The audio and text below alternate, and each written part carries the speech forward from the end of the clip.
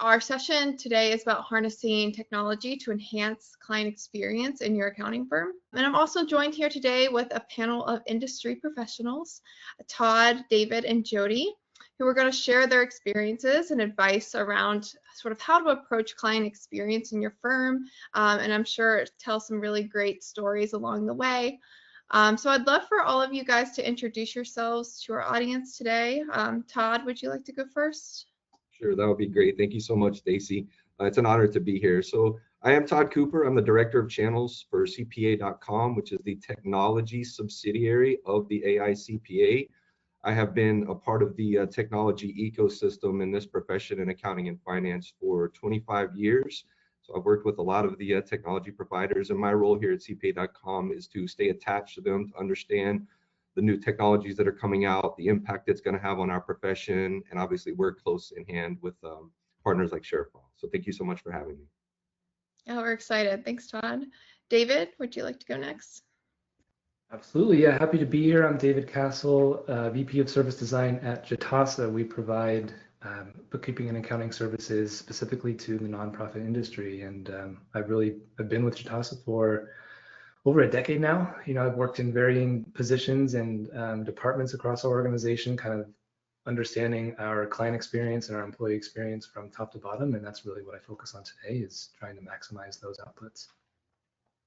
We're really excited to hear a lot about Jitasa's experience. Thank you, David. And then last but not least, Jody. Sure. So I'm Jody Padar, the Radical CPA, and I was one of those early cloud innovators. I own my own firm and sold it in 2020. And for the last 5 years, I worked at venture-backed tech startup. So I went to the tech side, and now I'm back really helping accounting firms understand, how to be ready in, this new world, and utilizing technology to have great customer experiences, and utilizing AI and all the things that, kind of make firms radical. So let's get started. So this is just a small little roadmap for our session today, so you can really see what we're going to be talking about. We're really going to start on highlighting, why client experience matters, what that sort of connects to the profession's challenges and opportunities. Then we'll talk about client centricity and sort of how you could implement it inside of your own firm in itself. And then we'll talk a little bit about technology that exists that can really heighten and operationalize that in your own firm, that really enhances the human connections that you have with your clients and those relationships. And then we will highlight Jitasa as a perfect example of how they're doing this every day, and sort of how they got started with it as well, and where they are in that journey. And then we'll talk about how to sort of measure success around this, since everything you want to do inside of your firm obviously requires time and effort. So you obviously want to see impact around that, especially with client experience. We will get started with our first part of that presentation, which is all about why the client experience is a new bottom line. So it's no longer just about a lot of the services you provide nowadays. It's obviously, in the industry, in the profession that you're in, is a commoditized service. Obviously, clients can go to so many different areas to get those services. So it really does matter how those clients feel throughout that entire journey with your own firm. And that experience is really now directly tied to growth, efficiency, and even competitiveness with that commoditized industry factor. First, client experience can really drive growth. So when clients have a great experience, obviously you can probably pull from a personal experience of yours, they're more likely to stay, refer others to your firm, and even accept more of those premium pricing uplifts that you may have inside of your services and your processes. So if maybe you have a great experience with your accounting, your CPA firm, and you're having a really great experience with them, you aren't probably going to be willing to leave that firm if they, raise prices in the next year. It's something that really you should be thinking about, especially with those clients. And the retention rates inside of the industry average around 60 to 80%, depending on sort of the firm size. So just even a 5% increase and a lot of your client retention can really boost your profits, sometimes as much as 95%. So that's really a massive impact for something that as simple as just improving the client experience and sort of doubling down on what that means inside of your own firm. Second, client experience can really help you deal with some of the industry challenges around staffing shortages. So obviously, I think a lot of you guys are probably feeling that strain, maybe really stretched really thin.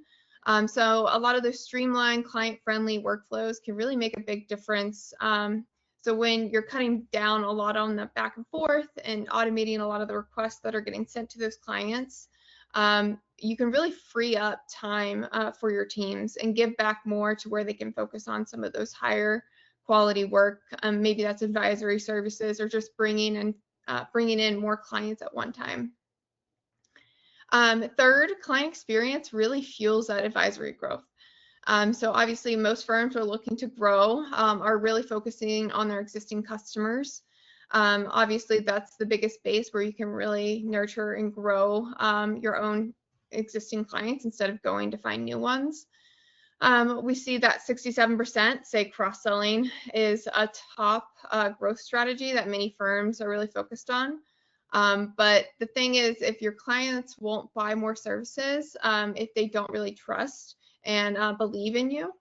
So a great experience really builds up that trust and that reliance and that relationship and really opens that door for more advisory opportunities. And then in hand, they look at you as a more valuable service inside of their year to year.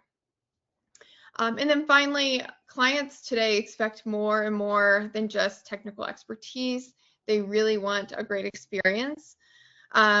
In fact, we were pulling through some of the survey data that CPA.com has done as well, that saying that customer experience, client experience is really a top priority. And they admit that 96% is key to driving that around technology. So really the bottom line is that client experience truly is a secret sauce to your growth engine. It's an efficiency booster and a really way to future-proof your firm, especially with all of the forthcoming challenges inside of the industry. And the firms that really spend the time and effort to focus on this will really lead the way. So Todd, knowing your background at CPA.com and connections with AI CPA as well, what trends are you really seeing across the profession that link client experience to firm reputation and growth?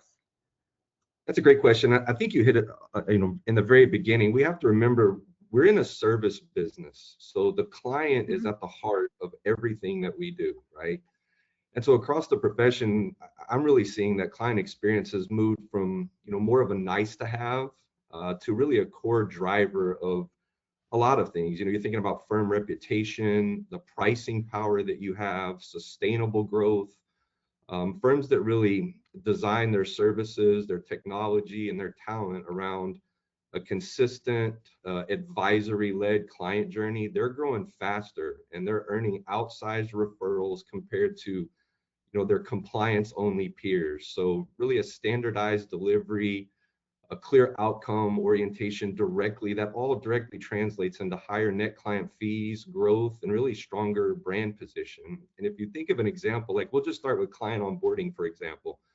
Onboarding is treated as the first value delivery that you have in this service line business. So having clear timelines, data readiness, checklists, integration, clear stakeholder roles, all of those things, firms that excel in that area, they're cutting their time to first insight into the client. And that's what we're the trusted advisor, the strategic advisor. They're looking to us for insights. So if you can cut that time to first insights and set that tone for proactive communication, that's a hallmark of successful firms. And we're seeing that. Absolutely. I think you sort of led into the next section of this presentation really well, Todd. You mentioned a few of these. So we know that client experience is really important, obviously, and I think you've seen it grow, as you mentioned, Todd, too, the last few years to be a really huge component of a firm's identity. But it's also the ability to really reach key business impact areas to make that even stronger. So retention being one of them. you're having satisfied clients, so they're going to stay longer. They're going to reduce churn. They're going to stabilize a lot of the revenue streams that you have.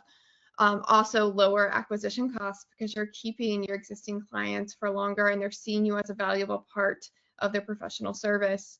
And then I think people overlook this too, but it's connected to, you know, the staffing shortages, but it's helping your employees stay as well. It's going to reduce a lot of the employee burnout, improve morale, and retention during those difficult times. If your staff is happy, they feel like they're being able to service their clients really easily and quickly, and their clients feel the same about them, they're not going to move to another company that may not have that great experience.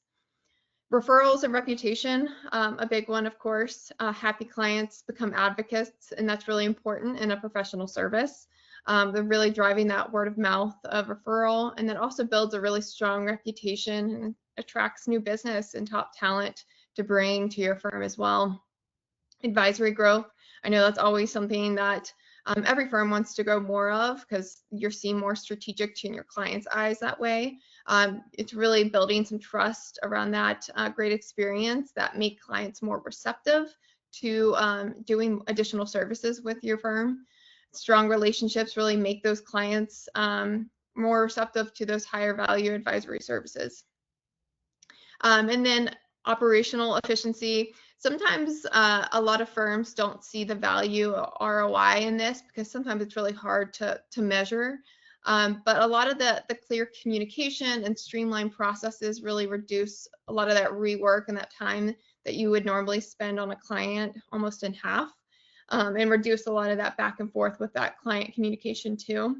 And it frees up a lot of the staff time, really critical during the staffing shortages that you may be going through. And then competitive differentiation. So I mentioned this in the beginning, but being in a commoditized market, experience really does become that differentiator. And I know it's something that I consider with my own accountant. Being able to easily work with her has been a sort of a game changer, and sort of why I chose her in the beginning, just sort of understanding how I would work with them in a very visible, clear way. And really positions your firm also as a modern and client-centric firm inside the own industry too.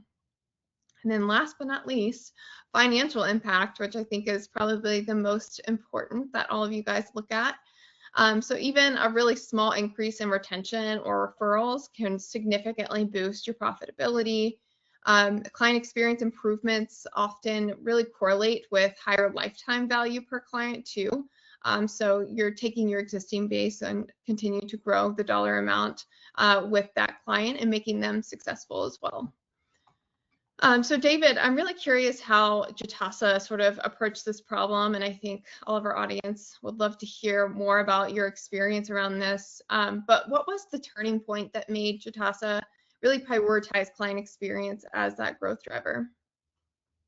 Yeah, so we want to highlight what Todd mentioned in the fact that client experience is value driven. And so it's very hard to provide or find what are those tangible things that we can do to provide value to our clients. And so we had this realization that if we want to improve our client experience, we need to improve our employee experience. And so this is where the service profit model came in, and we've really kind of gone back to this model as central to our kind of execution and action in trying to improve our client experience. So the service profit model, just for those that don't know, of course you can do a quick Google search, but really simple in that you say that a business's growth and profitability is driven by client loyalty. What drives client loyalty? It's client satisfaction. And clients are satisfied when they receive that value from a company services, I should say. And so that value is generated by employees who are satisfied with their jobs, right? That leads to the greater loyalty, greater productivity, greater efficiency, et cetera, et cetera. So we realize that who has their hands on these controls of client experience? It's our staff, right? The people are the business at the end of the day. So we have to take care of our staff. So this means investing in our employees, their well-being, their development, their training, and providing them with tools to help them do their jobs better. Basically, we're trying to bridge that gap between their experience and the client experience and bring them together. And the turning point for us wasn't so much a realization that we should do this. It was kind of when we started to see it actually work. And so as we progressed through this model over a couple of years, we started to see both our employee and our client retention start to creep up into the 90% range. So we're directly impacting our client experience and our client retention by addressing it directly through our employees. And so it sounds a little counterintuitive, but by taking that approach, it allowed us to really put both of them at the center of our operation. I think that's really impactful too, because I think a lot of people forget that they're both correlated, employee experience and client. So Jody, I'm actually curious, sort of leads into my next question. Thank you, David. Why do you think firms often underestimate the impact of client experience? Well, I think we're kind of living in the old days, right? Where we forget who our competition is.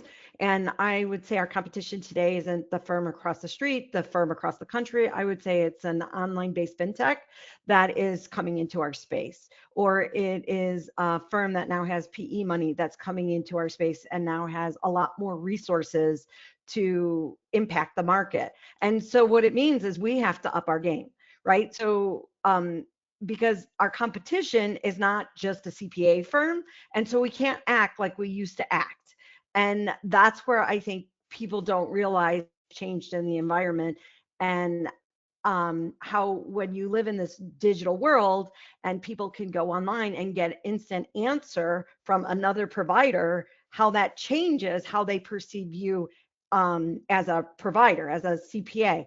And so what CPAs do have right now is they currently have a lot of trust, and they really have the human element. So what they have to do is they have to figure out how to be more human in this tech-driven world, and to also like amplify that humanness. And it starts with having a really solid basic customer experience, so that when you pick up the phone to talk to your clients, when you actually be human with them, they realize your 10x value than just a fintech, right? And so I think that's where like the world has changed around us, and too many CPAs haven't even thought about who their competition is, because they think it's just a CPA next door, down the block, even across the country. And really now we're competing against a lot bigger companies, and it's coming down to the smaller market, right? It's not like they're going after big clients, right? Well, they are going after bigger clients as well, but a lot of them are coming to, the regular clients that I would say small or regular size CPA firms have served traditionally in the past. Yeah, absolutely. I think you mentioned being very human.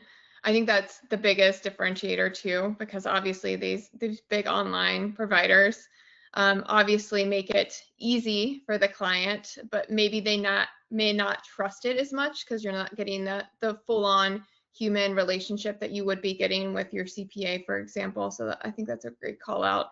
And really, y'all are just hitting the mark on the presentation as well, sort of leading into the next section around how do you operate, how do you really embed this into your processes.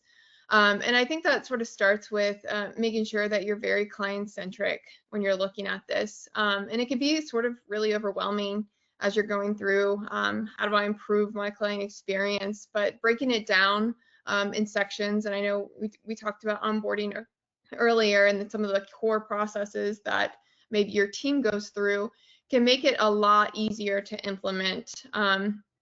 So starting with your client onboarding, really looking for ways to make the entire process more client-centric. And really what that means is, how do I make this easier for my staff to work with clients, but also my clients to work with me, to break down a lot of those barriers that maybe they would traditionally go to a really modern provider that they could go on and just ask a question, that you're going to be able to make it just as easy or a little bit easier for your clients and still provide that human aspect to it. So looking at onboarding, like, are you providing an online portal? Are you making it easy for them to submit those documents that you requested? Maybe e-signature being a component of that if you're still doing manual signatures. Are you making it easy for them to understand everything that's coming to them?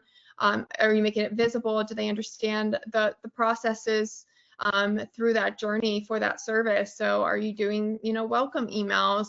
What does that welcome process, that onboarding process look like?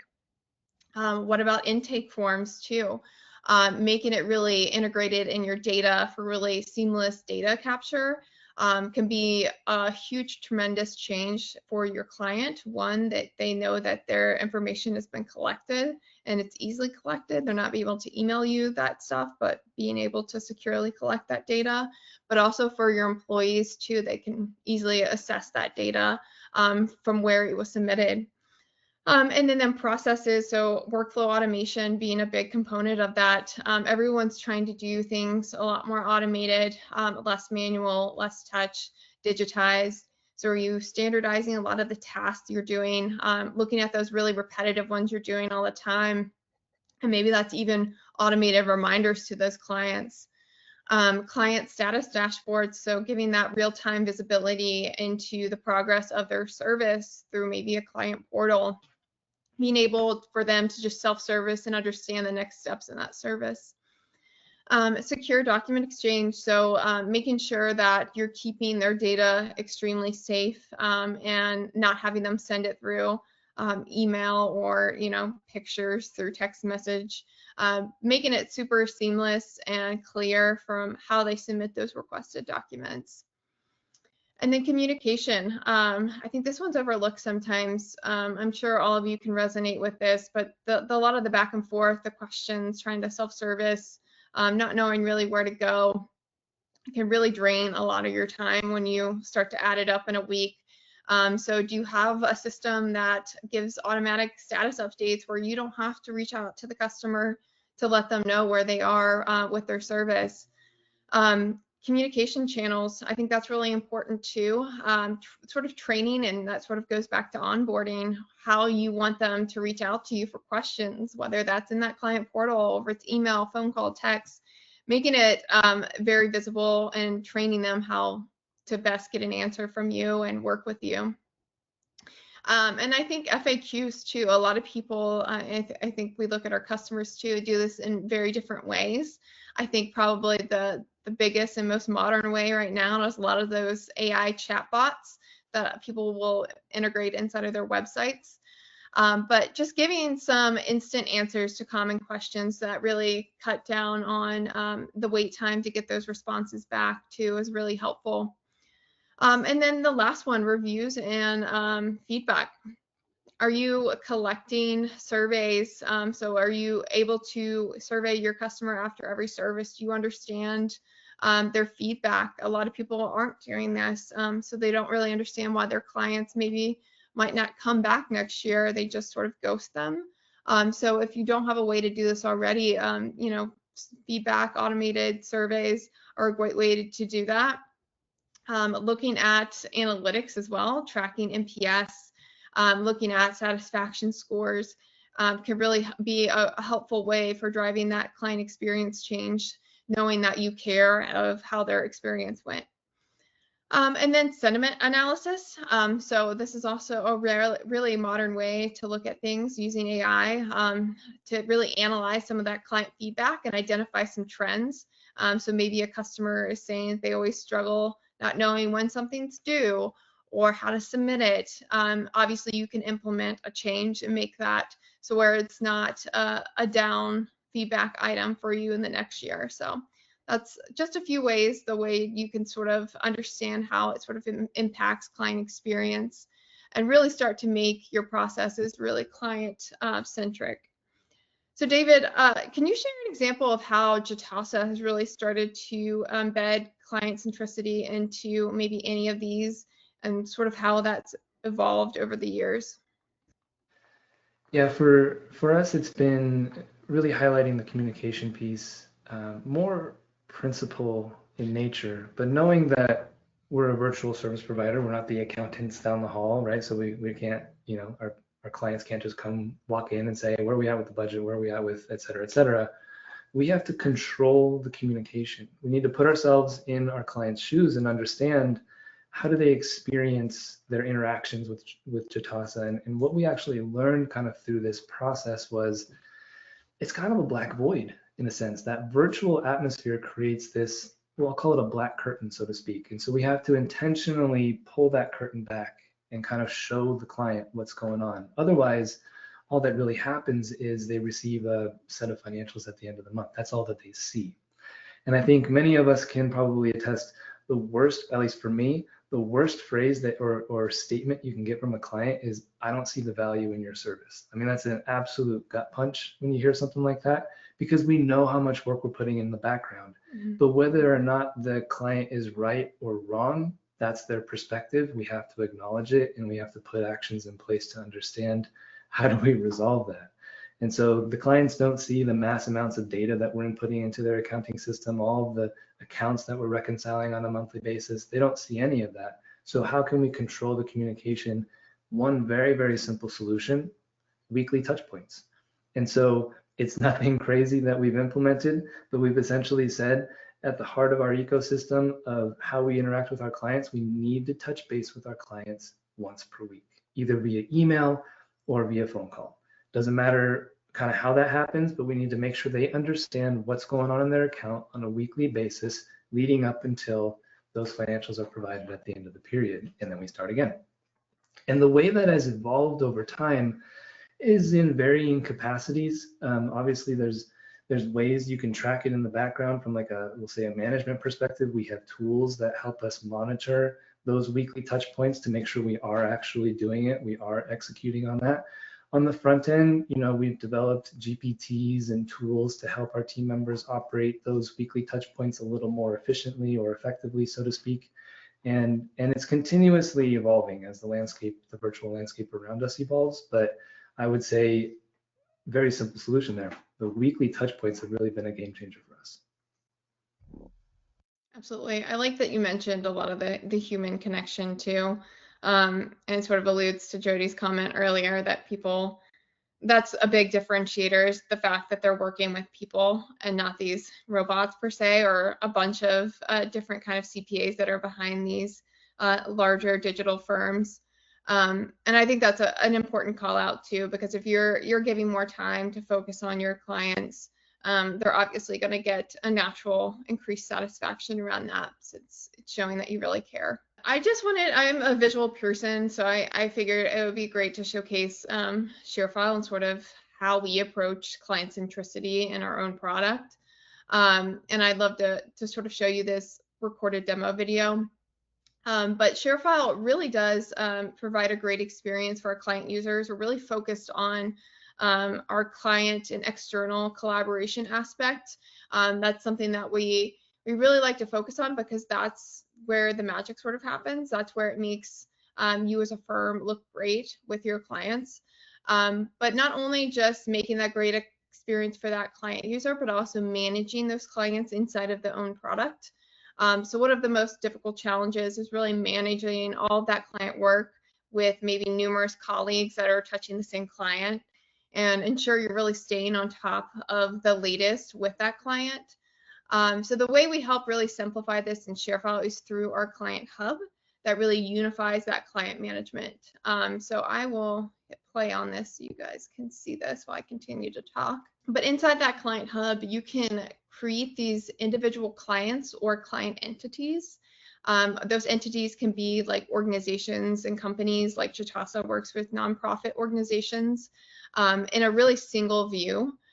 And then from there, you can really see how all the work connects to that client. So meaning you may have outstanding services or current services that you're working with on them, current requests, and even view all of those files and completed signed documents inside of a single place. You can also assign that, which you just saw, a team to the client, so they can have all the necessary visibility and access to specific documents to that client, keeping that entire engagement really moving forward. And you can easily create a client engagement for tax preparation as well, right from that space, really centralizing all the actions you need to do for a client. And then within this specific tax prep solution that you're seeing right now, it's automatically creating all the templates and requests that you need for that client. So really cutting down on the manual aspect you would normally do that's really repetitive.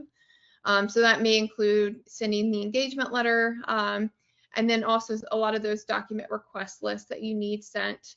So that really helps you focus on creating the client centricity from the inside out, where your employees are having a really easy way to engage with the client. And then our next demo video, you'll really see the client perspective of all of this, how it all comes together. But I would love to get your perspective on this, Jody. And I know the video's still playing, sending that engagement letter through. Yeah, still ShareFile, but could you share what really stood out to you on how you can see this really impacting firms, especially managing and keeping those clients really centric into that space and having the employees being able to really work with those clients easily? Yeah, so what I really love about the ShareFile's Client Hub is that it solves the #1 problem firms face about managing clients in a million different places, right? Like you're dealing with emails and all of this stuff, and it comes back to one central location. So you can look at it all together.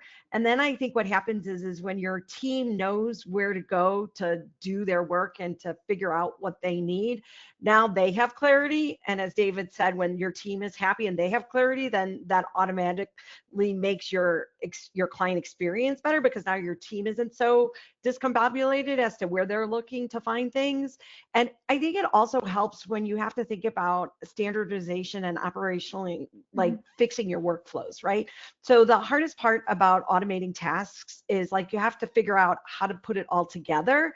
And when you have kind of this structure or the scaffolding, now all of a sudden you can go back to your regular processes and you can figure out how they fit into the scaffolding. And then you can build those processes so that they're standardized and repeatable. And once you have standardized and repeatable processes, now your client experience gets 10 times better, because most firms do everything haphazardly. They don't really have a really good standardized, repeatable process. And what this does is it kind of gives you that scaffolding to figure out what those standardized, repeatable processes should be, how you're going to interact with your clients, how you're going to do the task and everything behind the scenes. And that is going to make for a much better client experience. And I think too many firms start with, well, I don't know how to organize it all. And I think like one of the places where you can say, look, you know, this is going to help me get organized. Yeah, absolutely. So it sort of dovetails into, you mentioned a couple of things in my next question for you. So what's one simple process change any firm can really make tomorrow to really improve that client experience? It sounds like standardization may be one of them, but does anything else come to mind? The first thing is, how about have an onboarding process? I think we did a survey a couple of years ago that said less than 20% of firms actually do client onboarding. So that's 80% of you who have no standardized process. What happens is the partner takes the job, they pass it off to staff accountant, and then it haphazardly gets done, contacted client, whatever, right? How about say, okay, we're going to create an onboarding process. We're going to set that client up internally, and then we're going to have a call and we're going to talk to the client about how they're going to work with us, how we're going to set up communications, whether it be weekly or monthly or whatever, like David said, have that cadence. And then we're going to figure out who's going to own this process, right? Is it a digital admin or is it a staff accountant? Do you want your staff accountant having all these touch points, or do you want it to be a digital admin who's really more of a customer service professional who's just going to have who's really friendly, right? And they're not getting interrupted with something deep technical, so that when they get interrupted, it's not like, oh, like they have to change their brain and be like, now I have to put on my customer service face. Because I think that's too, right? Like, who should be having those conversations? Do you want your technical person having them, or do you want someone who's really client-centric, customer-facing doing it, right? So I think it starts with, you know, saying we're going to create an onboarding process, and then we're going to put all the pieces together to make that onboarding process. And the cool thing is like you still have time, right? Tax season doesn't start for another couple of months, so you could figure this out in the next couple, and then, you know, before tax season gets busy, if you really wanted to. But I think it makes a difference, and I think that's what a lot of the fintechs have kind of figured out already. Yeah, and Todd mentioned this earlier too, but that's the first really, you know, I guess experience that client has with you is that onboarding. So making that really streamlined is so important from the very beginning, because that's their first impression. So I think that's an excellent call out, and especially since you have maybe less than a month to really prepare for that. But if it's one thing that you're doing in the next month, I think that would probably be a great impact. I wanted to sort of call out some of those tools that can really enhance that client experience. And I'm sure some of you have seen these before. But I did want to mention, like, really that better client experience doesn't really mean necessarily more work for your accountants. It really does move into less work, really empowering your clients to self-serve more, while you focus really what matters most is those relationships and really working with your clients to be really successful. So a lot of the things that we've talked through today may seem overwhelming and may sound like work, but I mean, when you think about once those are implemented, the amount of time that you're going to have to focus on your clients even more, or bring on more clients, being able to free up your bandwidth is really going to be something that can really help you in the new year as well. But ways that I wanted to mention specific technology, if you don't already have a client portal, giving them a really secure, because secure is very important in today's world, personalized space for those clients to work with you, whether that's signing those documents, it's accessing or passing you documents, maybe it's paying those invoices, any kind of communication as well, really minimizing that back and forth with a lot of the status checks is going to be helpful inside of that portal too. And showing progress on their service too. I know that people say like the pizza tracker, being able to easily see and get one visual on where they are in that process. And also just reducing client anxiety by providing that transparency. I think collaboration platforms are really crucial too. A lot of people don't necessarily think about collaborating with a client, but that's truly what you're doing when you're servicing them. That interaction and that engagement truly is collaboration. So are you enabling, really secure file sharing, messaging with them? Are you supporting your compliance needs inside of the industry? Are you making it really easy and frictionless for them to work with you and log in, whether that's maybe multi-factor authentication, just to give that customer the trust that you are modern and you care about their data security.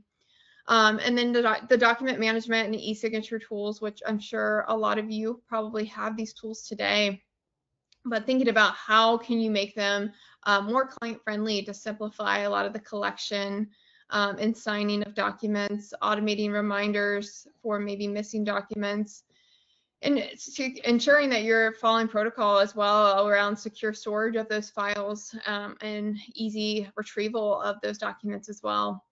And then I know we've mentioned a lot of those modern companies that are really enhancing and using technology for their advantage, but are you making it easy for clients to work with you on the go? So that means mobile friendly. What can they access securely and what can they deliver to you securely on their phone? Really improving that convenience and responsiveness from your customer. If they're not able to sit down at their desktop until like 5 days from now, obviously it's going to slow down their engagement and process. So how can you make it easy for them to get those needed information, data, files quicker? And then of course those automated task and reminders. I think those are extremely helpful because you're not having to text Mr. Customer and say, hey, I still haven't gotten these documents from you. But having those automated gentle nudges for deadlines or missing items, really cutting down things, or maybe they submitted the wrong document, having systems that detect that and automatically prompt that client to send the right document. Things like that can really take down and take a lot of your time to answer these clients. So David, I'm curious how Jitasa really decided what technologies to really harness that enhance that client engagement versus those that really risk feeling complex or impersonal, because I think that's really important as you approach this too. You want it to make it where it's not too complex to manage and to engage with your firm, but something that feels easy, but still making it really convenient for them to work with you. Yeah, it can be tricky to navigate. I want to actually reference back to the service profit model, which essentially says our employees are the product, right? So we lean into this technology discussion by understanding that technology should augment our skills our staff's skills, right, and their ability to bridge the gap with our clients. And it should create a better interaction between staff and clients. And that's the ultimate goal if you're trying to enhance your client experience.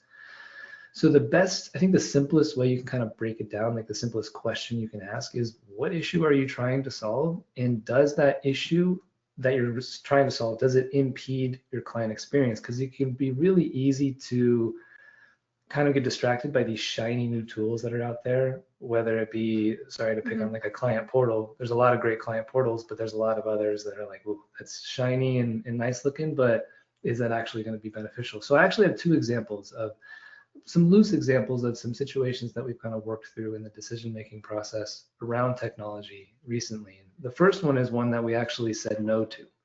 And it was a tool that we kind of came across that essentially promised to cut down our financial reporting process from roughly 20 minutes to about 10 minutes.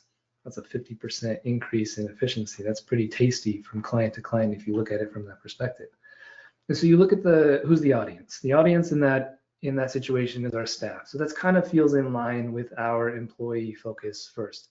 From the client perspective, not so much. Of course, it makes our staff's job a little more efficient, but it doesn't really create a better interaction with our clients unless you try to make an argument to say that this time saved could equate to more time and quality, but hard to make that argument without proving it. And so you kind of look at it from, okay, how much does this tool ultimately cost? How much does this technology cost? And what's the ROI on it?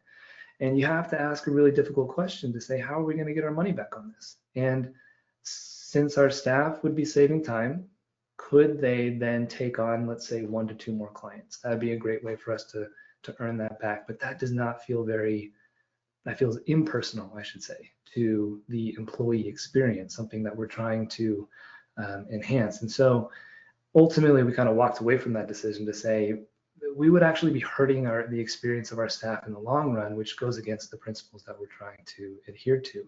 And we'll find other ways to help improve their efficiencies without this one specific tool that we had looked at the time. Now, a positive experience that we had, something that we had chosen, we came across a tool that promised to highlight client frustrations before they became a problem for us, right? And it was actually kind of reading through certain communication channels and helping us to analyze and dissect and diagnose issues before they became actual problems. So the audience in this situation for this technology tool was our managers, right? Because they're the ones who can take action and read or work through this technology and kind of read the analysis that's coming out of this. And then the client experiences the outcome of that, right? So we've got faster response times, more attention to detail. Not the tool exactly, but they get to experience the output from that. And then you, of course, ask the same question, what's the cost, what's the ROI? And there's a simple thing you can say where, well, okay, if we can save 5 clients per year from this because of we catch their frustrations early, it pays for itself. Cool.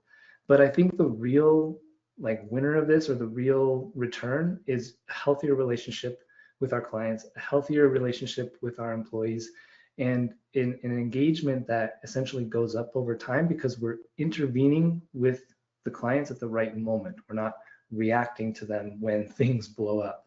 We're jumping in before that actually happens. And so that was an example of a tool that we said, yeah, I think this is worth the time and worth the effort, and it's actually worked out quite well for us. I think a lot of people don't think about the fact that it doesn't always have to attach to dollars. Think about what you're trying to change with that tool. And especially when you're considering your employee well-being too, because that's a huge thing that needs to be considered today in the profession. That's definitely a great example of how to best do that.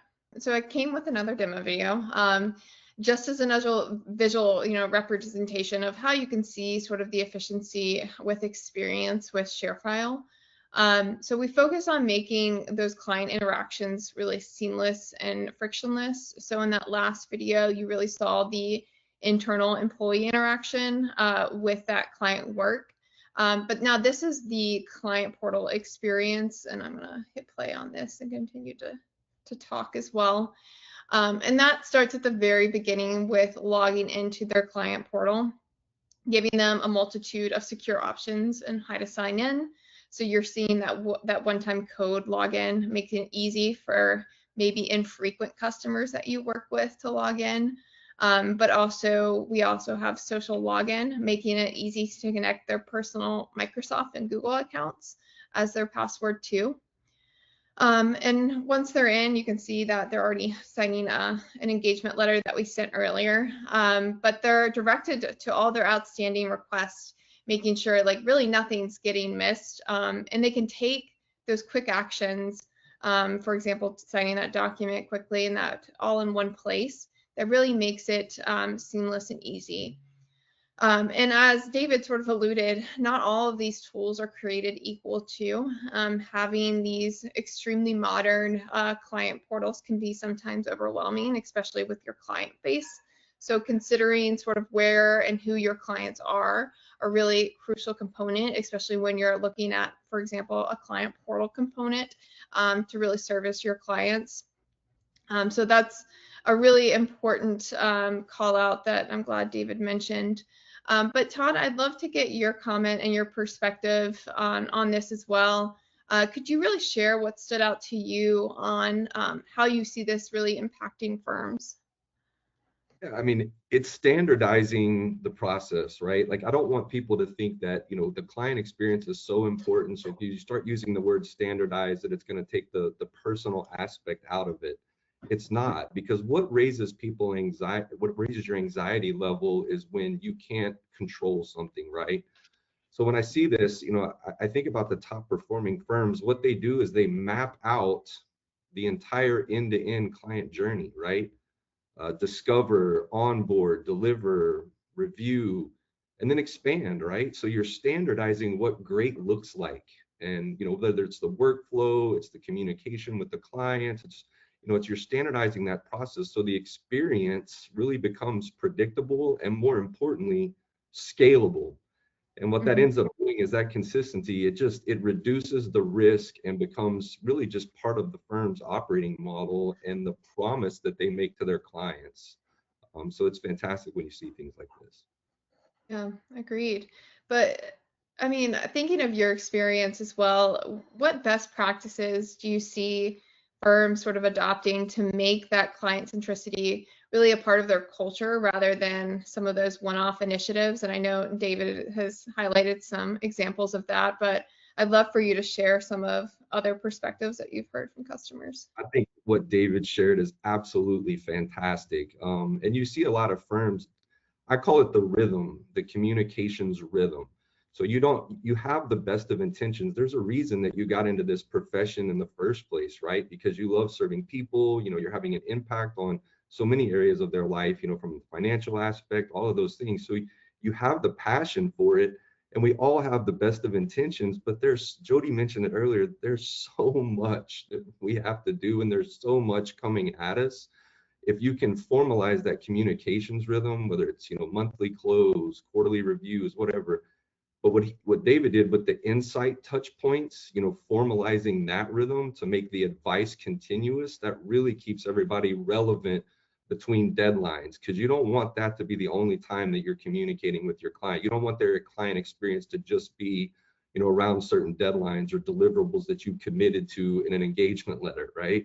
And that's where that trusted advisor, brand narrative starts to, the clients then start to talk to their peers about their experience with you, and that's where we've seen a lot of the success happen. Since we're still touching on Jitasa, I really wanted to highlight some of the work that they've been doing with ShareFile specifically on improving the client experience and sort of what they came to us before ShareFile trying to solve, and where they're at now as well.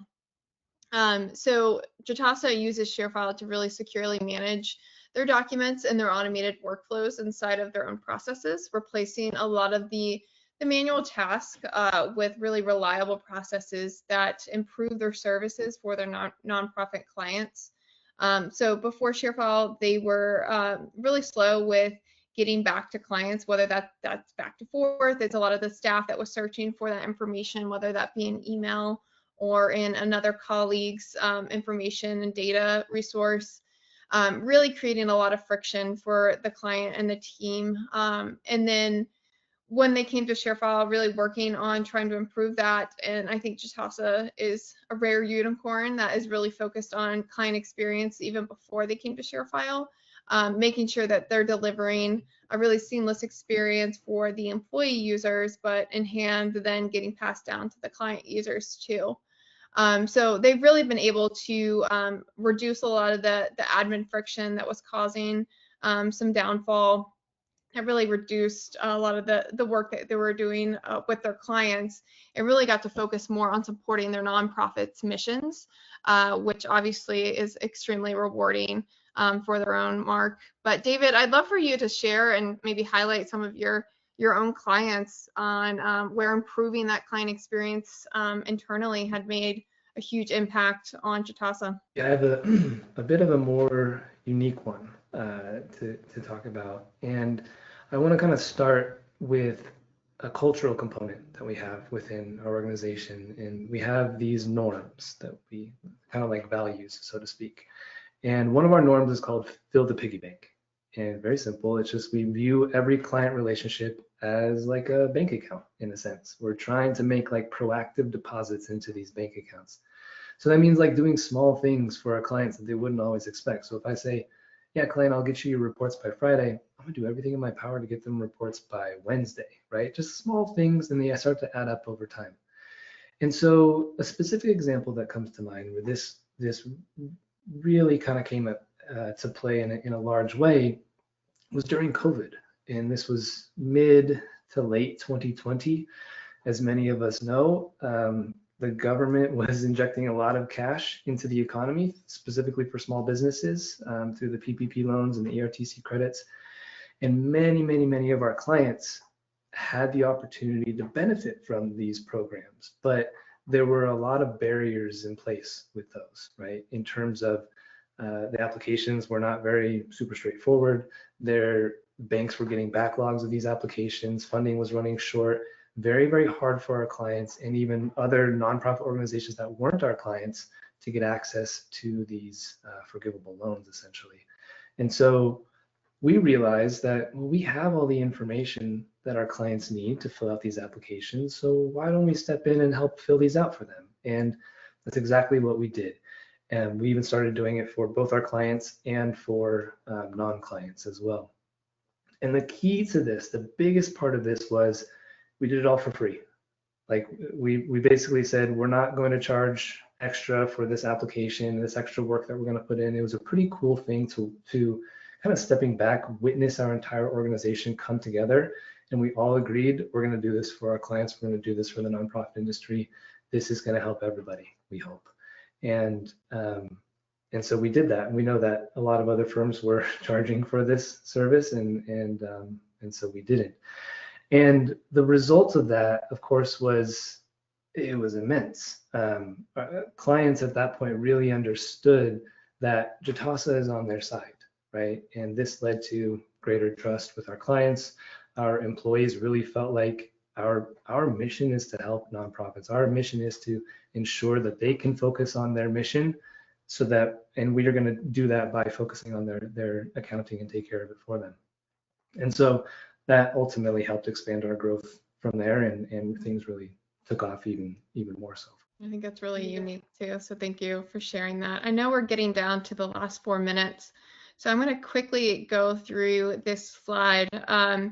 But obviously measuring for impact, a lot of the things that you would do around changing your client experience would obviously need to have some kind of return on investment, like David mentioned earlier. So I would encourage you, as you're trying to look to really enhance or transform what that experience looks like in your own firm, to really consider what's your goal around it, and sort of connect that sort of impact you want to see inside of your own company. It could be bringing in more clients, or it could be just retaining your staff. Really connecting those are going to be some crucial metrics to consider. And I know, David, I keep picking on you, but I'm curious, like, what metrics does Jitasa really track to engage that client experience, and why are they the most meaningful to your firm? Yeah, it's It's a multifaceted sort of thing. Of course, we track NPS is great. Of course, client retention is kind of the main driver. We really look at those as foundational metrics that are more like an end goal, meaning there's like not one single activity that you can do to improve those metrics specifically. So I want to look at maybe some sub metrics, right? And that's kind of what I would advise is define what are the sub metrics that influence those major metrics that you're trying to change. It doesn't need to be anything complex, but you need to be able to kind of sit down and ask the question, what are the key drivers of client satisfaction within our business, within our service model? So I can't go to another organization and say, you have to be tracking these specific ones. Because every organization is different, every service model is slightly different at the end of the day, and your client base is going to be different. What they value is going to be different. So we have many different metrics. I'll give you one example. We have a ton of data that tells us that clients value response times. Really simple, just how quickly do we respond to our clients? And so going back to the technology conversation, we have this tool that helps us analyze our client communication and gives us visibility to see this metric of how quickly are we responding to clients on a regular basis. So we build a culture around it, right? So you establish this metric, you build a culture around it. We set benchmark targets, we train, we provide resources, we do everything we can to set up our employees for success around these sub metrics, so to speak. And that's just one of many that we really try to expand on that all feed up into your net promoter score, your client retention, et cetera, and it all feeds into itself, essentially. That's great. That's really unique too. So thank you for sharing about that. I am gonna leave, I think we have 1 minute left.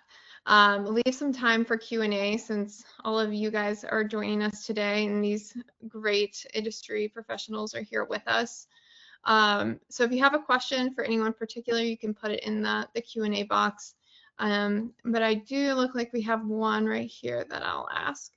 So I'm curious what you guys your thoughts are around this, but what are the risks of using a lot of the AI tools you see in the market today to analyze feedback, documents and transcripts? Do you have any recommendations? I don't know if any of you guys have expertise around this, but I'd love to hear it. Of course, everybody dabbles in AI these days, and we're all trying to figure out how we can best serve our industry and just ourselves, right? We try to approach it from the perspective of it's not going to replace anybody's jobs. We're trying to augment the skills. We're trying to augment how we approach it. In terms of analyzing feedback, I personally advise to tread very carefully. Like I'm never going to, upload a list of client names into ChatGPT and say, analyze all of this data. If I wanted to analyze the data, which it does a good job at, remove the client names, remove the sensitive information so that we don't really know where the data goes and there's a lot of unknowns. And when there are unknowns, you kind of have to build a wall for yourself there. So great for analyzing data, great for analyzing a lot of mass information and making quick decisions. Just, I would advise, be careful about what sort of information you're feeding it. Make sure you have an acceptable use policy. 100%, yes. Good call out. My recommendation from the technology side, as we're even, integrating AI in our own tool, is to look for those reputable vendors that you already have in your tech stack, and look what they're doing around AI, because they're doing a lot of the vetting for you already. And they're usually following the same protocols that they guarantee from the very forefront with purchasing that product. So I would, venture to use what's in your tech stack today too, and try those things, because then that's keeping all of your client data secure. And then you can really understand what that technology provider is guaranteeing around those AI features. Thank you, David, Jody, and Todd for spending some of your precious time today with all of us and sharing all of your expertise and experience. I know I appreciate it greatly.